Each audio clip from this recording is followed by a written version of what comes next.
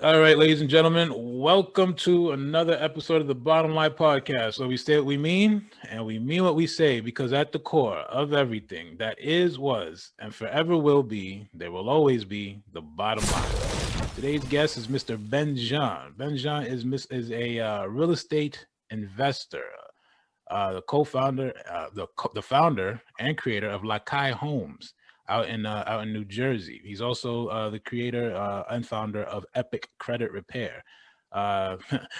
Benjan has been extremely busy, crushing it out there right now in the real estate market during this pandemic. So it's been really hard to get him on as a guest. So I really appreciate you taking the time, Benz, just to, talk with us and share your story, your journey, and tips and tricks on how we can, continue to not only build our businesses, but then inspire others to build their businesses as well during these crazy times like this pandemic. So again, thanks for taking the time. How you doing, man? How's everything been going for you since the pandemic struck? I'm doing great. Thank you. Thank you, Jack. Thanks for inviting me. And it's a pleasure to be here.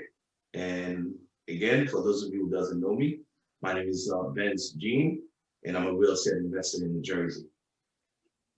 And again, no matter how busy I am, I had to create the time to basically speak to you, to go over some stuff. I know you and I, it was meant to happen like maybe a month ago, me being busy, but definitely I'm here for the people. So whatever that you want to find out about my business, what we do on a regular basis, I'm all yours. Yeah, thanks for doing that, man. So what's crazy is I learned through getting into performance-based business that time is really all we have, right? Money comes and goes. You can run into money, you can lose money, you can spend money, you can do a lot with money.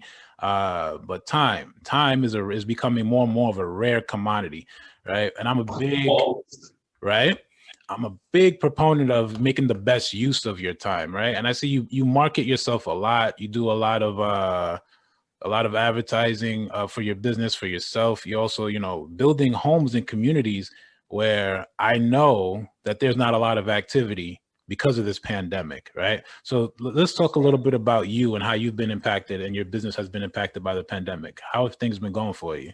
Well, with the grace of God, I mean, I'm surviving. So my business has been impacted more so on the rental side of my business. Like basically, I have a lot of renters, and right now our rentals is definitely down. But on our flipping side, our business is up. Yeah. So it's definitely been impacted that way. And also, which my business, there's a lot of resources that's required to do my business on a regular basis, meeting different people. So that has been impacted as well too.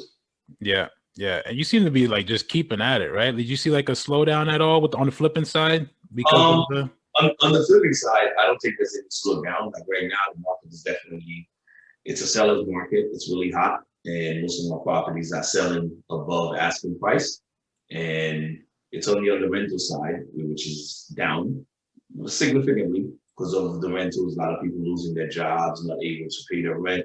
And that's what's affecting us right now. But on my other business, which is the credit repair business, it's also up due to the fact that a lot of people basically is not taking care of their credit. And I'm helping them fixing their credit for them to get ready for the following year once this pandemic is over. Yeah. So let's get into that, right? Like, how'd you get into that? How'd you get into to credit repair to start? Let's start there. For me to get into credit repair, first of all, my background is in finance, and basically I used to be a loan officer before when I first started in this business. So I always understand the terms of credit, basically working at a bank, working at different mortgage companies. So I always know what people need in order for them to buy a home or either purchase a car or anything you're doing. You can't do anything in this country without no credit. Right. So from that point on, basically, I show a lot of interest into credit. And then from that point, and I started doing a lot of reading, a lot of stuff on laws. I started to find out about the credit repair business. And then I talked to other people that's out in the industry. Sometimes, everything you're doing in life, you need some type of mentorship, someone to help you, to hold your hands, to make you understand. Yep. So by me doing a lot of research, finding out, or me being in a certain position in my life with my credit is up, credit is down. So I'm finding a new way, I'm finding a new loophole, new tricks, basically to help myself to fix my credit. And after a while, I just decided that, with my knowledge, with everything that I learned from different people or mentors, and I kind of put it together. I said, I'm going to open an office to help other people obtaining credit, or basically, if we're having issues, like they're not able to purchase a home, and I'm going to be able to help them out. And that's the reason I got into the credit repair business. Yeah, I can't tell you, man, when I first started out in real estate and I started home sales, because I went from rentals to sales, right? And I think first-time home buyers were the ones that had like the worst credit, but they were so eager to go look for a house. They were motivated, you know what I mean? Correct. Yeah, and then what I started to realize was that turnaround time, that 6 to 9 month period where they're going through the restoration period, sometimes they fall through the cracks. You lose them, you know what I mean? No, you definitely lose them. And then with my program basically, it's a 6 weeks program, basically to get somebody ready to buy a home. And then me being in the finance business, I have a lot of alliances with people in the financial business. So a lot of times, most of my clients are coming from either a loan officer, some kind of mortgage company, or either a car dealership. That's how I get those people. So a lot of times is that with my program, before the pandemic, I was able to do it between 3 to 6 weeks.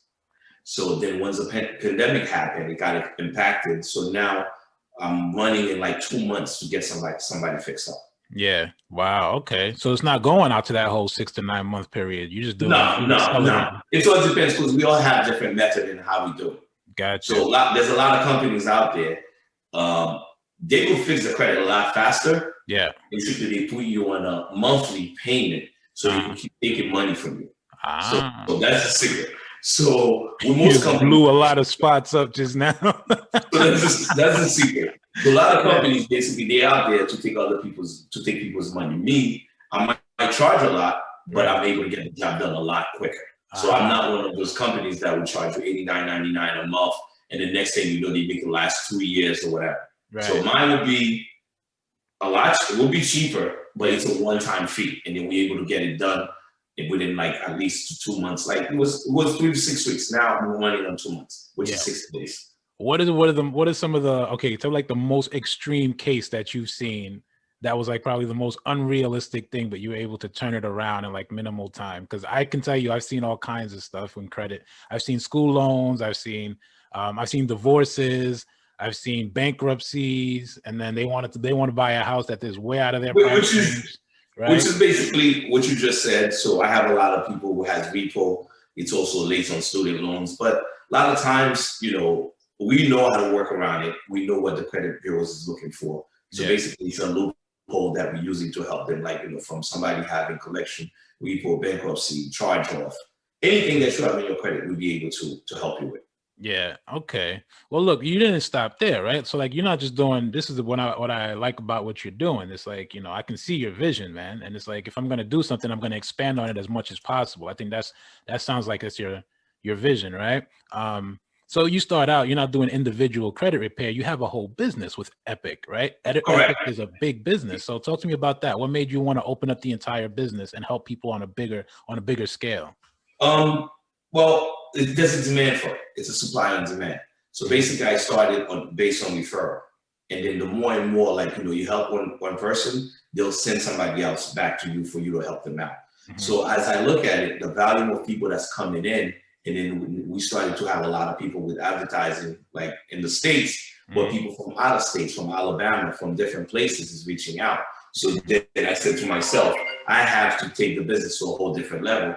Right now, we just I just hired three salesperson, and hopefully by February we're looking at to open a call center for the credit business. Open up a call center. And we are expanding. Yeah, we're expanding, and right now we also putting a lot of stuff we're putting a lot of work, educating people about credit, not just so much. Basically, we want to fix your credit, but a lot of times we do stuff or we damage our credit, it's because we don't have the education. Right. So we also adding some type of education to help people monitor the credit. So that's one of the things we're doing right now. Yeah, I think that's important, man, because financial literacy is financial health, which is health, right? If you take preventative measures towards your health, if you take financial preventive measures towards your health, you can avoid certain illnesses, right? Same thing with credit. If you take certain measures towards preventing a dip in your credit, right, then you can probably, get into a position where you're at as an investor sometime in the future. So there's something else I'm thinking about that I can see how, there are benefits to having a credit repair business, but then it's also high risk, wouldn't you say? No, no, of course, of course. Yeah. It's definitely a high risk business. Anywhere you go, it's considered as a high risk business because due to the credit, this country is running on credit. Yeah. So it's running on debt. So a lot of times people have invested money to fix their credit. A lot of guys are taking their money. Yeah. So a lot of companies, they're not really doing what they say they're gonna do. So usually in the beginning, they probably delete a few things, and after that, they fade away. Yeah. So because of that, there's so much complaint, from all over, from the credit bureaus, from different districts of what's going on in the credit industry. It's a big multi-billion-dollar industry. Right, so there's a lot of big companies out there. So they're not delivering on what they say they're gonna do. And that's one of the reasons it's considered as a high risk. And you're also dealing with people's personal information, with Social Security, with everything confidential. You're dealing with that. So that's why it's of a high risk business. Yeah. Okay. Yeah, I can see that, right? And then you're also nationwide, right? You're not just in Jersey. No, we're not just in Jersey. When we first started, we were just in Jersey, but right now we're nationwide. So we have a office in Florida with another guy I partner up with. We working in Florida. Hopefully, we will be open in Florida by February. Nice. Yeah, amazing, man. It's amazing. Thank you. Yeah, for sure. Now, you see, the other thing that I see that you're doing a lot, I see you're doing a lot of flips. So like so far you have like 3 tiers of like Ben's gene, right? Ben's gene. Correct. You have like 3 tiers to your business. You've got the flipping, you've got the rentals, and then you've got the credit repair, right? So Correct. An individual can literally come to you as a potential renter. They put in an application for one of your properties to be a renter. They can repair their credit. Excuse me. They can repair their credit or like improve their credit, whatever it is, right? And then they can probably become a first-time home buyer, right? Yes, it helps 2 ways, because a lot of times for you to rent a home, you need credit. Without credit, nobody's going to rent your house. Exactly. And also for you to buy a house, you need credit. You got to have credit. Yeah, so basically I'm helping in many different ways. I'm helping people achieving their dreams, like, what they want to do. Somebody might not be ready to buy a home mentally, but they're ready to get a nice apartment. Right. So we're helping a lot of people, a lot of individuals achieving their dreams. Yeah. And now you also have, okay, now somebody can do this. They become a renter, then they can become a homeowner because they fix their credit. And that's on the end user side, right? I think for me, I think you have 2 kinds of people in the world, especially in the business world, right? You have your consumers and then you have your creators, right? And your consumers are going to be, people who are going to be renting the apartments and buying the houses. But then you have your creators who they're guys like you and I, right? They're guys like you who are the investors, right? So you also have Lakay Homes. So Lakay Homes is that's your that's the main business. Lakay Homes is the main business. I have been in the real estate business for almost 19 years right now. I have been a flipper, basically on many different homes, and what we do, we flip homes and we also rent houses as well. Mm-hmm. And that's the main business. So on a regular basis, homes is what we do. We basically from buying and flipping to restoration, repair, rehab the properties, bringing them into life. So we buy a lot of distressed properties and then we put them in the market and sell them. Yeah, that's amazing. Okay, so with this climate right now, with the pandemic, things are moving. They're moving kind of slow compared to last year, right? Wouldn't you say? And with this business, do you see like that's another high risk business now, investing in homes? How do you deal with all this risk? Like, the challenge that comes with that. Well, basically I've been burned so many times. I've been up, I've been down. Mm-hmm. And with my experience, I'm able to overcome the difficulties of what's going on. But I never faced a pandemic before. But I faced the first financial crash back in 2007, 2008. I was already in business. I lost a lot of money back then. And right now, it's affecting me. At the same time, I'm able to overcome it. So I know basically what are the issues, what I need to do it. Like right now, we're really busy. We're working on about like maybe 8 different flips right now. And we still have a lot more for us to work on. So right now, I knew that once the pandemic, when they first opened up the country back in May, and I have to run many different crews to get back to work to make sure all the constructions are done for the home to go on the market, and which is what we're doing right now. So right now, we're working about 8 crews right now to get all the properties done so they could be in the market. We already sold some of them during the summer, and now we try to sell some of them for the beginning of the year. Yeah, that's no joke, man. That's like, whoa, that's incredible. It's incredible. You know, it comes with the experience. You know, it's not easy. I wouldn't be here just telling you, oh, this is an easy job. I've been in this position before. Yeah, and I'm hands-on. I'm I'm not just like a guy who's just like, yeah, this is what I do. This is the kind of thing that, no, I'm very hands-on with the business. Like, you know, on a daily basis, I go to all my job sites to see what's going on, and I interview all the crews, all the people that are working on the sites to make sure they're doing everything right. But before, I lost so much money or being burned because I didn't have the knowledge of what's going on. But right now, before I would normally hand a contractor a check thinking that they're gonna do the work. Right. But it's never been done. So since I got burned so many times, right now I'm hands-on. I'm able to pick the crew and to let them know, okay, this is what I want, this is what I want, this is how we're gonna do it. And then although they have a lot of knowledge as well, so sometimes I compromise with them to make sure, like as a collaboration, to make sure it's done properly. Yeah, yeah. So you know what I believe is, all right, so I think part of the risk, people have to have a certain tolerance for risk, generally speaking, right?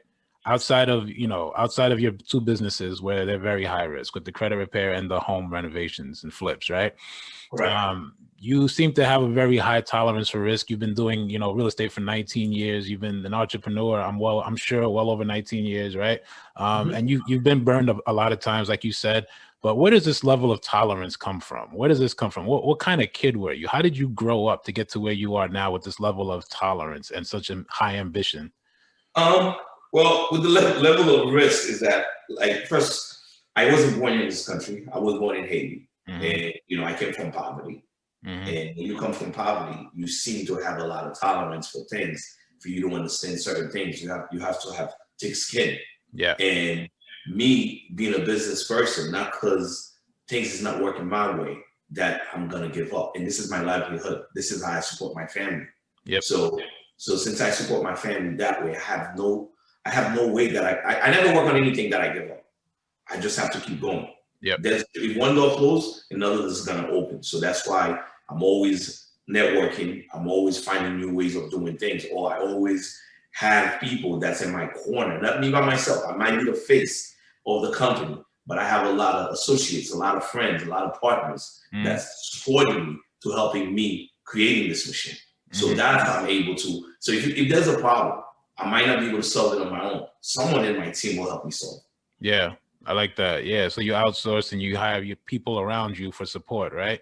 But then let's go into like because you got a mindset out there. You say heroes can be born or heroes can be made, right? And it's the same thing with entrepreneurs. An entrepreneur can either be born or be made. But then I think there's a combination of the two, right? So you said you were born in Haiti, you grew up in poverty, right? When did you come to the States? I came to the States, if I remember correctly, probably when I was like 12 years old, I came into the States. 12, and even when I came here, I'm in a country where I don't understand the language. So that was another thing that I'm facing. I'm in class, I'm in ESL class, which is English as a second language, where you in a country, where I grew up, there weren't that many Haitians at the time where I was going to school. So it's kind of like, it was difficult. At one time, I think I said to my parents, I want to go back to Haiti because I had difficulty learning the language. Right. Kids is making fun of you. Yeah. He doesn't understand the language. Yeah. I was one of those kids, man, because I was born here, right? I was born in the States, but I was one of those kids who went to school during the Haitian boat crisis where people were coming from Haiti to the States and, they were dying. And, you had a lot of Haitians that were being teased or bullied in school. I went to a public school and I stood up for those kids. You know what I mean? And the fact that they didn't speak English was not a reason for them to get beat up. But I stood up for them. And there were a lot of Haitians at the time. It wasn't cool to be Haitian, put it that way. No, I definitely agree. And then I went to the same thing. But at least, like you said, you stood up for them to help them out, because the language barrier definitely is a problem. But Yeah. from there, again, it's all about management. Let me just say that. Mhm. Management, just like you would have a kid that comes from Korea who doesn't know how to speak English, but he's able to get an A in his tests. You will have a kid that's born here in this country, they're not able to get an A. It's all about time management, like you said in the beginning. So from that time, so it's either to be or not to be. I like so that. I'm already here, so I had no choice. Yeah. But to have tough skin. Yeah. But then, okay, so then with that mindset, you know, a lot of the Haitian culture too is like, go get a job, be a doctor, be a lawyer, something like that. It's not, you're not going to hear a lot of people. I was never that kid. I could tell. I was born that way. I was never, there was two things. Growing up in Haiti, whenever you hear about the United States, it's lavish, the good life, and everything. Once I knew I had the opportunity to come to the United States to have a better life, I knew in my mind, I'm gonna come for everything. Everything. All right. Meaning there's no limits. I love it. Okay, there it is. God bless America. So, God bless America. Yeah. Okay, so you were never limited. You never had a limited mindset. No, I never had a limit, because I always feel like this country has so much to offer. Yeah. But people in this country, a lot of times, you know, basically wouldn't understand. There's always going to be obstacles. I go through obstacles every day. Yeah. But I don't let my obstacles stop me. Right. There's always going to be other opportunity. Yeah. Last week, I probably went to so many obstacles. Yeah. But the obstacles doesn't break me. They make me so I could be a stronger person. Gotcha. And also allow me to think outside of the box. In order for me now, for future, so I know how to deal with the situation. Gotcha. That's part of life. No, that is part of life. You know, when I got into, because I had 9-to-5 jobs, but then when I got into like, you know, sales full time, I starved for like a year. You know what I mean? And maybe even longer, probably, that, you know, you go between deals and you don't have money, but you still have to work side jobs and hustle and stuff like that. How was that for you? Like, did you work odd jobs? Did you like have to? Yes, I started in this business doing odd jobs. When I first started, I worked at a warehouse. When I first started, I was working at a warehouse in Edison, New Jersey. Okay. Driving a forklift in a warehouse. And that's when the opportunity came. One of my co-workers actually had just bought a property. And basically I asked him, how did he buy a house? Because I knew he's not making much money. I probably was making more money than him at the time.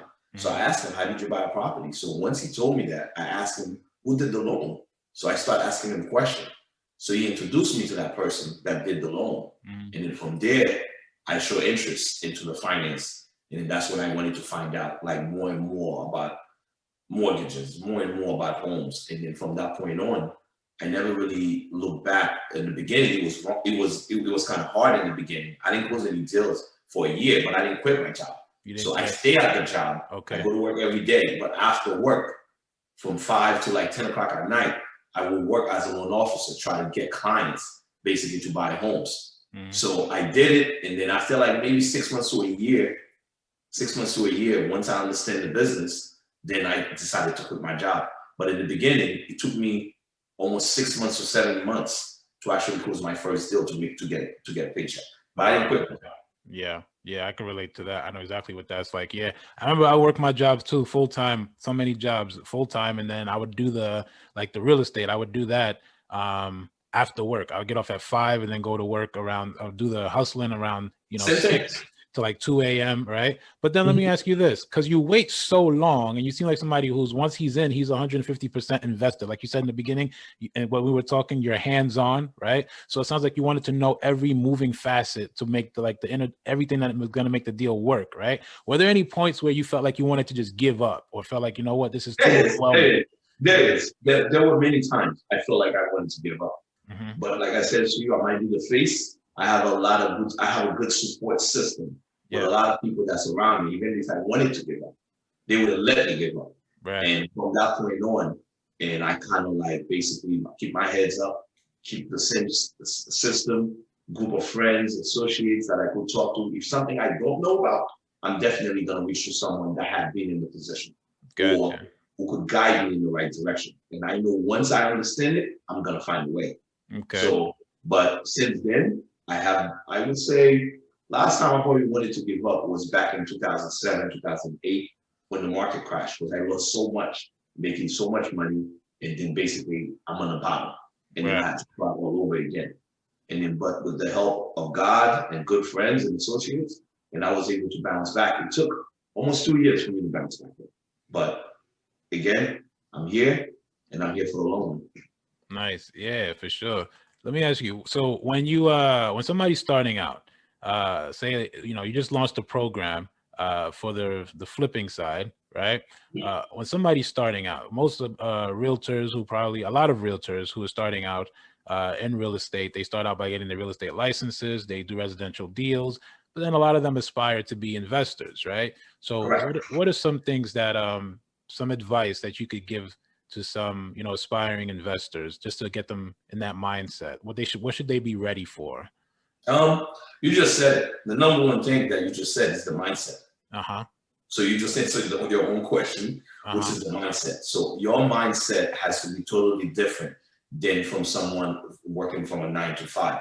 It's like someone making $50,000 and you expect them to run a company for $2 million. You know, definitely the mindset is the number one thing that you need to do.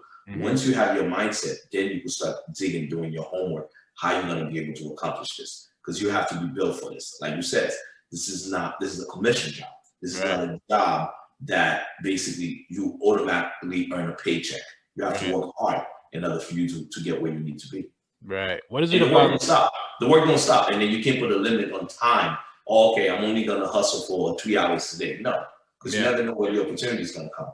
The number one thing besides the mindset is basically networking, especially in real estate. Without networking, you're not going to go nowhere. That would be my number one thing after mindset for someone to do, is basically network, for them to find the people that's already in the business. Or if not, try to find a mentor, someone who could help you, hold your hands during the process. Okay, let's go a little deep, because, you know, I like to explore the mind a lot, right? I like to explore parts of the mind. I can see that. Right? Yeah. So, like, you know, part of it, I think, being a real, this is what people think is crazy. 9 to 5 job, you have a lot of predictability, a lot of security. You're gonna get a paycheck every 2 weeks, whatever it is. You're gonna get a set salary. That's your you know, your 9 to 5 job. Then you go into something that's performance based. There's a lot of there's a lot of opportunities. You see, your mindset is already there, but a lot of people are going to make that transition, and they don't look at the fact that there are going to be variables. There are going to be a lot of obstacles. There are going to be challenges. They have to be a certain level of discipline, right? A certain level of expectations, right? And that's part of the mindset. But to be more realistic, when you get into a place where the markets they're different markets depending on where your activity is, right? How do you know what locations are going to pay you a higher yield? How do you know what locations is it going to be a good flip or a good hold? What are you looking for when you really get into, you know, the nitty gritty of it? Well, with me right now, I have experience. Like, basically, when I'm doing a deal, I do a lot of research. Before, if I'm familiar with the area, I really don't need anybody. Okay. But if I'm not familiar with the area, I'm gonna find someone who's familiar with that area to let me know what's my ARV, you know, of purchasing the property, which is what's property value in that area. And in me, the numbers, it's more so a numbers game. You have to know your numbers. I know I'm gonna buy the property for this amount. I know I'm gonna put this much into the property, and I know I could sell it for this, and I know how long it's gonna take me to fix it. So now I gotta look at my carrying costs. So then I could reach out to my appraiser, to my realtors, to know what is this property going to value at once I'm done with it? What is the comp? Those things comes into play. Then me, for myself, I know how much it's going to cost to fix. So with those information, that's how I'm able to put a deal together. I analyze the deal. So without analyzing the deal, I have no way of knowing how much money I'm going to make. But there's times, even you analyze the deal, if you expect to make $50,000 or $60,000 on a deal, sometimes you might say, well, the carrying cost might run you over, or the construction might run you over. So we all have a number in life that we feel comfortable with. So with your mind, you should know what numbers that's going to work for you. And, you know, so, okay, that's like practical, right? And I think that's what a lot of people miss. They miss that side of it when they're transitioning from like being a realtor or like, you know, a 9 to 5er into becoming an investor, because they're looking for this financial security. but they don't know the amount of work it's going to take. How many deals are you looking at per month before you pull a trigger on one? Well, for me, like I might look at 10 deals a month, 15 deals, 20 deals a month, but I might end up only buying 5 because of like after I do my due diligence, I realize this deal is not going to make sense. Right. So it's all about the numbers. There's like in real estate, like whenever when you're an investor, there's always a number. I always think I'm the bank, even when I'm buying the property cash, or I'm getting a loan for it. I always go by the rules of the bank. Okay. The banks always go with the rules of 65% loan to value, which is the LTV. Right. So I take how much the property is worth, and I take how much I'm into the property from buying it and fixing it. If it fits into that budget of 65% that the bank's gonna look at, then it's a good deal. Yeah. And I try not to push it. A lot of times, people's like, okay, let me push it to this number. No, I try to think like the bank would think, because at the end of the day, if I'm paying for the property cash, for me to get out of the deal, I have to refinance it. The deal got to make sense to the bank. So I think like the bank, not so much on my advantage or what I want to do. Okay. Don't think like an investor, think like the bank, right? Yes. It's like somebody go get a loan. I always, when I was doing loan as a loan officer, I think as if I was the underwriter, the person writing the loan. So I'm like, okay, they want to see 2 years that I've been at that place. They want to see bank statement. They want to see my deposit. I always think as the person that's writing the loan. Yep. It always worked for me. Okay. All right. Yeah. See that? So that's what people are not going to get coming in just by, watching your, or even watching TV, because you get this a lot on TV, reality TV shows. This is not HTV. You're not going to get any of that. What you just said. You're not going to get those information. No. Yeah. The other part of it, you said you look at least 10 deals. So like a lot of people say, oh, that's too time consuming. That's wasting a lot of time. You're just looking at deals. You're not pulling the trigger on anything. How important is it to at least to run those scenarios before you go? How important was that for you? Like how much money have you saved because you did that due diligence? A lot. You save a lot of money and you make a lot more. So a lot of times, I've been in houses, there's no light, there's no electricity. Houses in the worst condition you could think of. But I know it's a job. Not like a lot of times you see a lot of good looking stuff on HDTV. At the end, you're buying a ugly house and then you're going to turn it into a beauty. Right. So in order for you to do it, you have to be able to deal with the dirt, with everything that comes, whether it's raining, you go into a house, it's leaking, smells, there's all type of stuff. Yeah. So basically you got to be able to deal with that. So I put myself in a position, like you said earlier today, that I built myself, my mindset of this is what I want, this is what I'm gonna do, there's no stopping. Yeah. I like that you said, 10 deals, because it's like you can walk into 3 deals, look at those deals, they look good until you do your inspection, and then you find out that there's mold, there's all kinds of stuff going on, and you didn't run your scenarios, you didn't run your logistics, right? Correct. Or sometimes I might look at a deal, if the numbers don't make sense, I'm not even gonna bother to look at it. Yeah. Like a lot of times I'll get deals from wholesalers, people who's like basically selling the contracts, or whatever the case may be.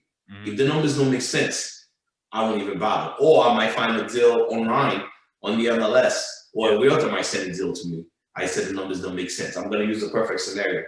I found a 4-unit building to buy the other day. So when I look at the rent on the property that's coming in, basically total about $6,000. Taxes is $15,000. They selling it for $600.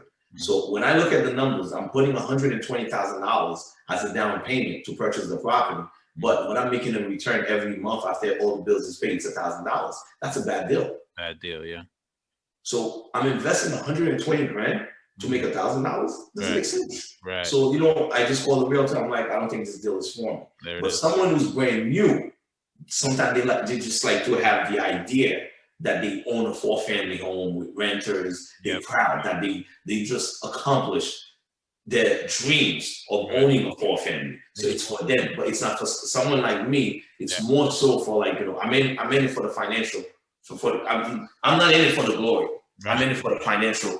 The reward, the return. You want the return. That's exactly. So with a lot of people, they're in it like, more so like, okay, I own a 4-family home, but they don't look at the numbers that's coming in. Unless you're very rich. When you're very rich, any numbers make sense to you. Yeah. But like I said, I'm not someone that's very rich. I'm someone who work very hard. And basically, you know, I'm trying to climb up the ladder. Yeah. Every year it's a different ladder for me. I like that. So that's why before I spend the money, I actually take my time and I'll analyze the deal before I pull the trigger. Okay. Yeah, that's so important. I think a lot of people are never gonna understand that until they get into the game. The other thing I'm wondering is, okay, to start out, somebody brand new, you know, they want to buy your program and they want to learn how to become an investor. How much money is safe, like, to have as a cushion before, you know, they can close on their first investment?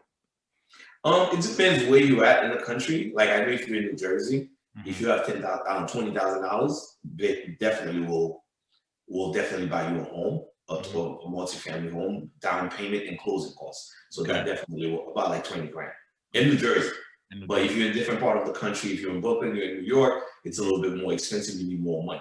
But sometimes too, it all depends. You could be in New Jersey, you need 20 grand, but sometimes you might only need only 10 grand. It all depends on the realtor that's working for you. It all depends on the loan officer that's working for you. There's many different ways you can put a deal together.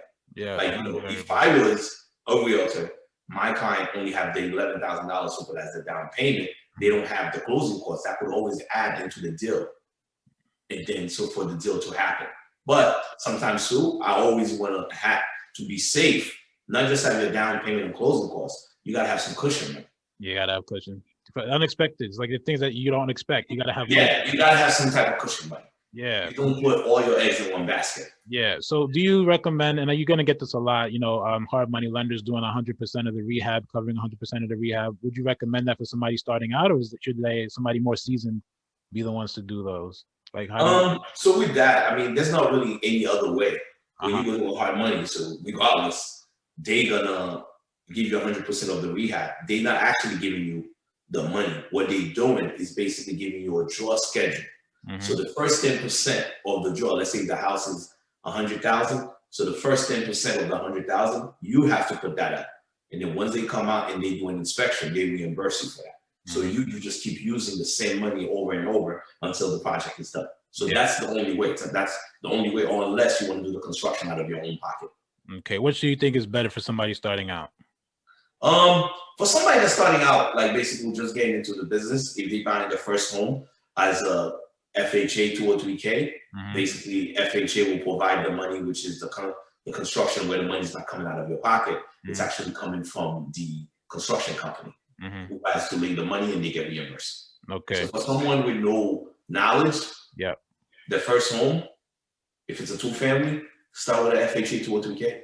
Nice. Got it. All right. That's good. I think it sounds a lot more realistic for a lot of people, I think, because, you know, like I said, a lot of realtors specifically want to make that transition from realtor to investor. Just a matter of how much money how many deals do I have to close? How much capital am I going to need? What are my loans going to look like? What are my credit? Because I know you got to, first thing they're going to do is pull your own personal credit. So you got to have your credit up to par. You got to have everything up to par, and you should know what to expect. And let's look at one more thing, like a timeline. If you're starting out brand new, you said you waited at least a year before you closed your first, or at least made some money, right? So what do you think is a realistic expectation for somebody who's starting out to close their first deal? 6-9 months, a year? The first deal, it's basically, it's your due diligence time. That's take the time. For you to put in the deal, it could take between 30 to 60 days. But before you get in and go ahead and spend your money and sign on the dotted line, do your research first. At least do 3 to 6 months research on what you're trying to do before you pull the trigger. Right. But once you know that the transaction should be going in smoothly. Yep. But like, let's say, for example, you know you're going to buy a home for you to flip. So make sure you have your capital in line. Once you have your capital, so okay, now you want to make sure your financial part of the deal is done. So once that's done, and prior to that, sometimes you might go look at homes. It might take you 2 months, 3 months before you can find a house that you feel like that's going to be the one for you to make money. Yeah. Okay. So it's a long play. It's a long play. But once you understand the process, the play is no longer long. You could pull the trigger at any time, because now you already know, you become a veteran of the game. You know exactly what needs to be done. Your diligence is already done. And then as you're growing, you got to hire people around you that's going to help you go to the next level. Love it. Okay, so you got to expand no matter what. If you want to do more deals, you want to get more into pipeline, you got to expand. You got to hire people. That's what's happening with you, right? You guys say you got 8 deals going on right now, right? Yeah, so you got to hire people. You have to hire experts, someone to help you do everything. So a lot of times, a lot of guys, they're on TV or they're online, it requires a lot. Yeah. I'm not here to sell people a dream. Like, oh, okay, just get done. Yeah. When is the program going to be available? When can people start signing up? The program will definitely be available once the beginning of the new year. I would say around January 15, which is our target date. So the program will be available. So it's going to be benzgeneacademy.com. Mm-hmm. So they would have the full program where I give them basically how to get into the business and everything. So from there, they should be able to navigate of knowing, how do I purchase a house? How do I identify a deal? How do I get finance? How do I put the property for sale? What's required for me to sell the property? Those kind of things. What are the selling points? I kind of give them everything that they need to know. And it's all digital, right?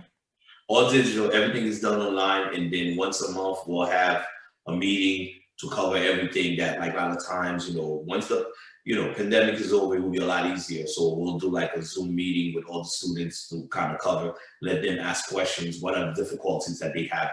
And then with me, I'm basically selling them a package. I'm giving them the realtor to work with them. I'm giving them the lawyer to work with them. I'm giving them the finance company to work with. Wow. If they don't have it, I provide. If they don't have that already, I'll provide all that to them. You're a generous guy, man. Yeah. So meaning you go into a coaching, everyone is already knowledgeable. So I want to make sure you're in good hands, that you don't make any mistakes. And that's the whole purpose of coming into the program, so you don't make mistakes, because you could lose thousands of dollars to try to get into this business. Because when young Benz was a lot of money in the beginning to try to get into this business. A lot of people take advantage of me.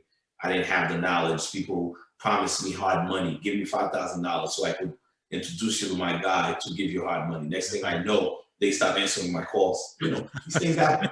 Or a contractor come, I give them a deposit, half of the money up front. Yeah. They come for 2-3 days. After that, they disappear.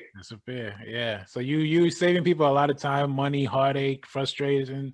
They're learning from your experience, right? They're learning from my experience. I'm not just a guy who's a guru on TV who's basically saying I flip houses. So I'm teaching I flip houses. No, I'm doing it.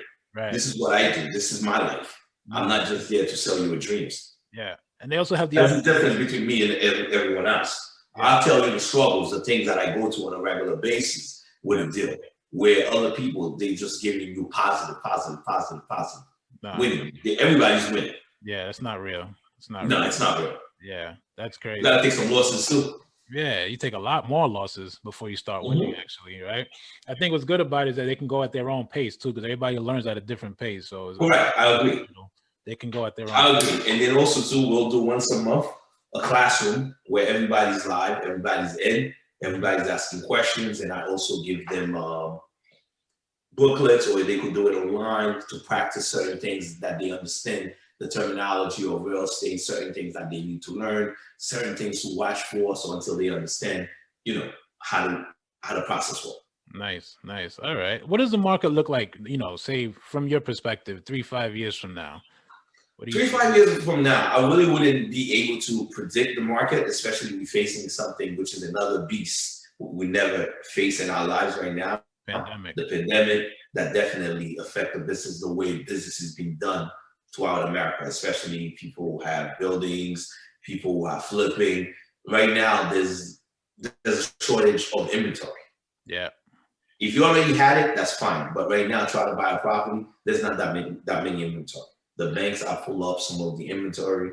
So auction is basically closed. There's not as much. So only once we go to this dilemma, we'll know exactly which way the market is going to go. Right. Yeah, I think that's the same thing we're seeing you're seeing less and less activity. Yes. Right. For potential flips. If you're a realtor right now, if you're somebody looking to get in, you want to wait to see who's probably getting into the White House to see what becomes available, what options are available, right? So, I agree. When do you actually have time to start talking to people, or where people can reach you? Do you do one-on-ones? Is it everything on? I used to do one-on-one mentorship, but since COVID happened, I kind of stay away from it. Yeah. But people could always reach me. So we have on our website that we're putting together, they have a calendar. They could always schedule an appointment on the website to have maybe a 15-minute conversation.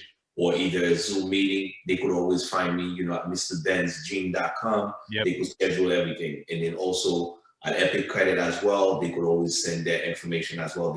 I will get that information. And also, I have an office, we have a secretary in the office, you know, they could always call. Rosalie? Is that Rosalie?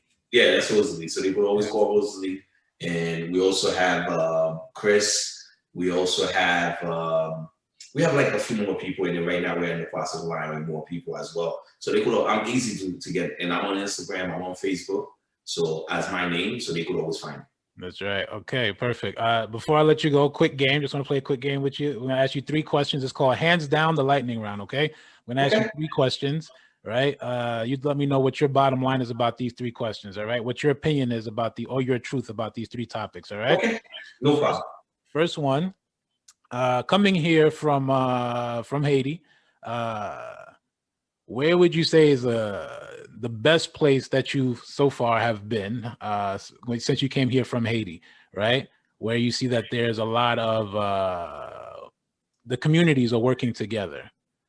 Where would you say that you've seen that the most? Would you say you've seen that in New Jersey? Have you seen that in New York, assuming that you've been to New York?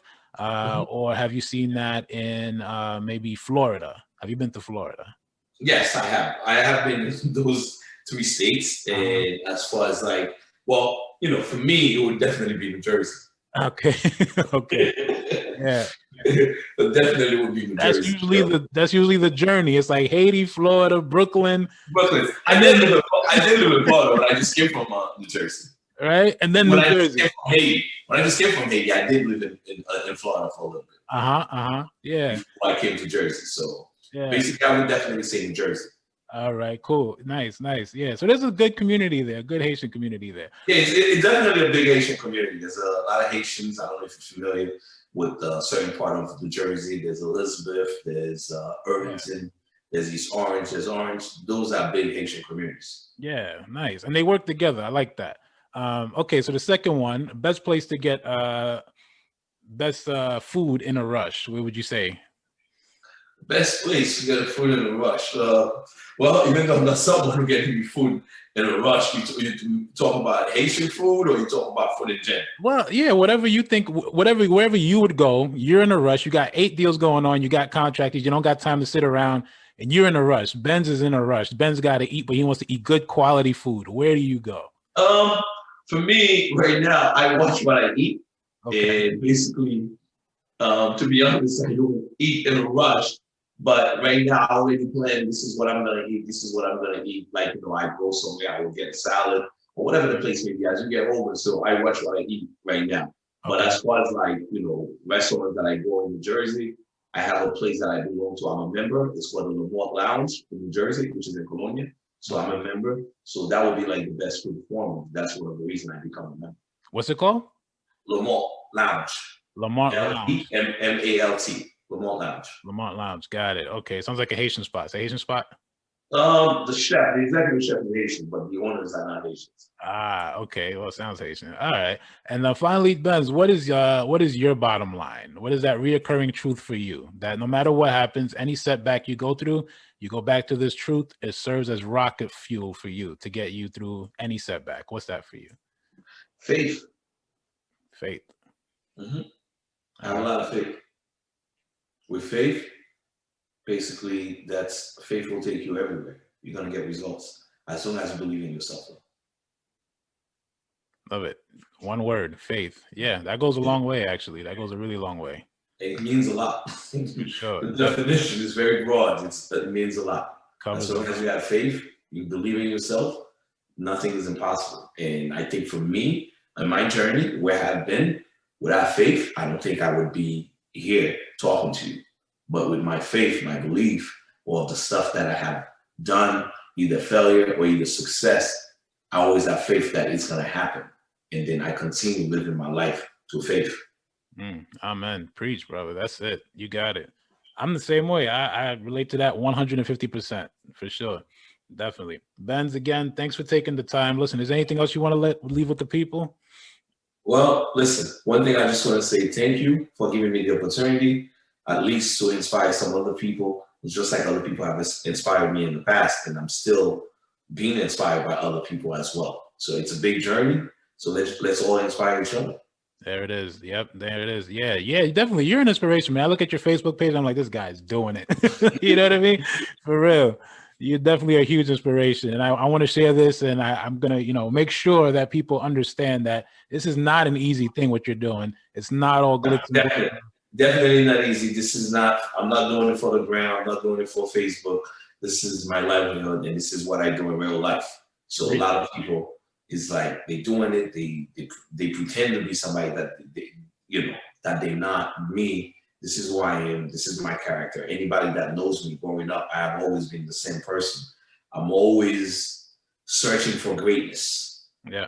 So I can't be the same person that I was last year. I gotta be better than the other Benz. Every day Benz is changing. But I remain who I am. But I'm always elevating myself to the next level. Yeah, love it. There it is. There it is. And this was the Bottom Line Podcast, ladies and gentlemen, with today's guest, Mr. Benz Jean out of New Jersey, Lakay Homes. Catch him on Facebook, Instagram. The program is coming out soon for junior investors starting out. Keep in touch with Benz on his social media. And I'll catch you on the next one. This is the Bottom Line, where we say what we mean what we say, because at the core of everything that is, was, and forever will be, it will always be the bottom line. Thank you. Have a great day, brother. You too.